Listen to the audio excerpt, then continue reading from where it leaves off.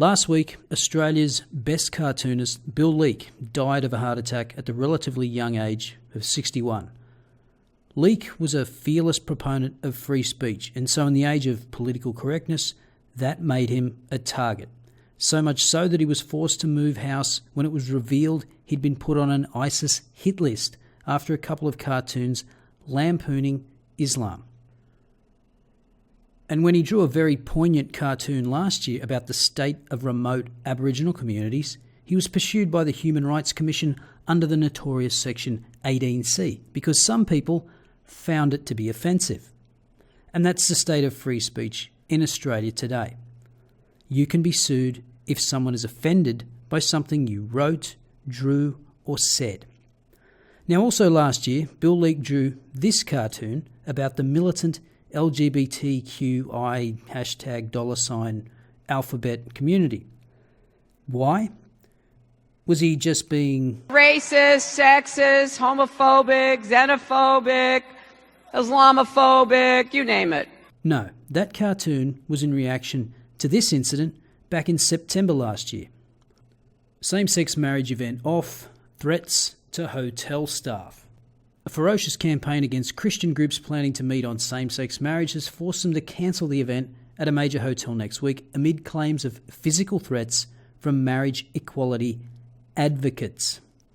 The Accor Hotels Group confirmed late yesterday that the function had been abandoned after a social media storm triggered phone calls that rattled employees and left the company concerned about the safety of staff and guests. The four Christian groups booked the hotel conference room for Tuesday to prepare for a no campaign in the potential plebiscite, even though Labor and the Greens appear certain to block the People's Vote legislation in the Senate. About 100 people were expected to attend from Sydney Anglicans, Sydney Catholics, the Marriage Alliance, and the Australian Christian Lobby. Now, ironically, the same-sex marriage plebiscite, which would have given all Australians a vote on same-sex marriage and which public opinion suggested would have passed easily, was opposed by the very parties that are in favour of same-sex marriage. Why? Well, they claimed that having a vote on same-sex marriage would be so triggering that thousands of young gay people would run out and top themselves because it was such a threat to their basic humanity. You know, the same argument that's always used by minority fundamentalists. And so the plebiscite was cancelled and has been shelved by the current government, and their attention is turned to bigger issues, as it should. But the minority fundamentalists have gotten even more militant. Just this week, 2 Liberal Party MPs, one gay, one straight, recently sat down to have a civil discussion about the merits of same-sex marriage. You know, like reasonable people in a civil society do. Here's some footage of that discussion from the Bolt Report. Now this week, 2 Liberal MPs, Tim Wilson and Andrew Hastie, held a very respectful discussion on same-sex marriage in a segment indirectly sponsored by Cooper's Premium Light Beer. I hold that view because I believe everybody should be encouraged to have an equal investment in society, that relationships should be recognised as marriage if they're long-term and committed because they provide the foundations of a society going from the individual to forming family, building community and ultimately country. My view is we should tread lightly there. That's not to say that Tim and Ryan, his partner, shouldn't be afforded the same rights before the law as a married couple. I just think the definition is distinct and important. So what do you think happened? Have a guess. That thoughtful discussion set off a campaign on social media by pubs, by activists to punish Coopers for even allowing Andrew Hastie to speak there. And what do you think Cooper's response was? Do you think they stood up for free speech and the value of open and honest discussion? Well, if you do think that, I have a bridge to sell you. And Coopers gave in. We are deeply sorry. We've consequently cancelled the release of our Bible Society commemorative cans and will be taking steps to show further support for our community, including joining Marriage Equality Australia.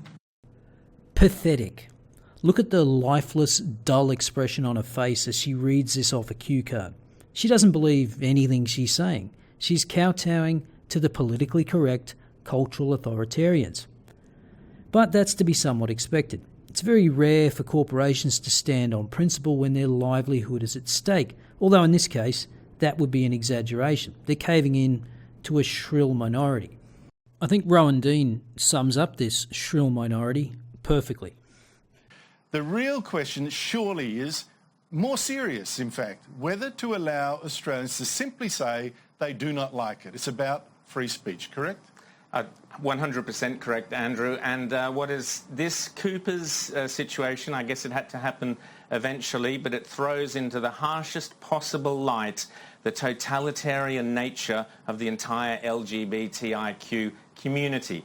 That's not to say every lesbian, gay, I forget the rest, person is totalitarian. But the people speaking in their name, these self-appointed leaders of the so-called LGBTIQ, and there's an A thrown in at the end as well, and I have no idea what that one is, community, they've self-appointed themselves as leaders, and they have now determined that you can't even debate the issue. So it used to be, just whiz back a couple of years, Andrew, the Labor Party, the Greens, everybody... this is back when Penny Wong and others were saying, and Julia Gillard was saying, oh, no, we don't think same-sex marriage is quite right. It's the wrong sort of thing. Even more recently than that, Labor and the Greens were saying, yes, well, let's debate it. Let's have a discussion. Let's at least get the discussion out there in the public and let the public have their say. Now, they've shifted the goalposts so far. Not only are you not even allowed to debate it, you're not allowed to hold the contrary opinion. That opinion is verboten now.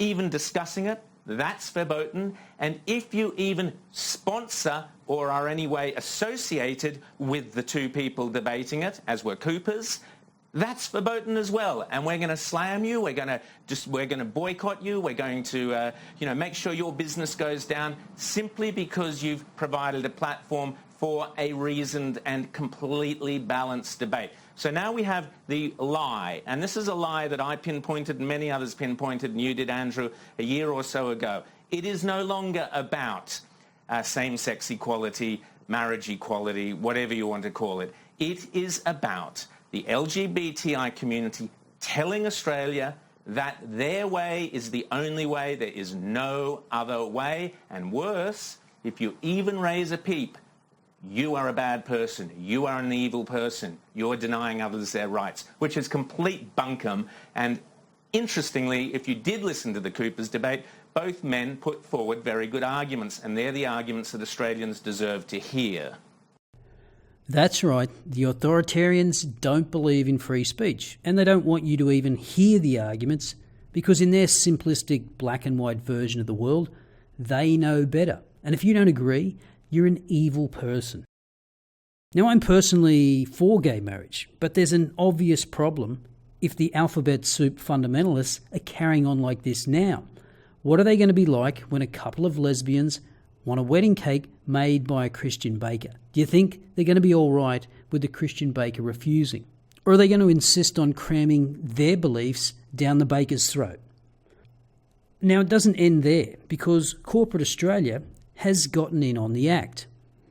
And I was a bit disturbed to see 30 of Australia's biggest companies, including Qantas and Telstra, etc., write to the Prime Minister saying, you must allow same-sex marriage, they're straying out of their brief, which Immigration Minister Peter Dutton today called them out on, saying, why don't you just produce good service? What's this, instead of spending millions on this?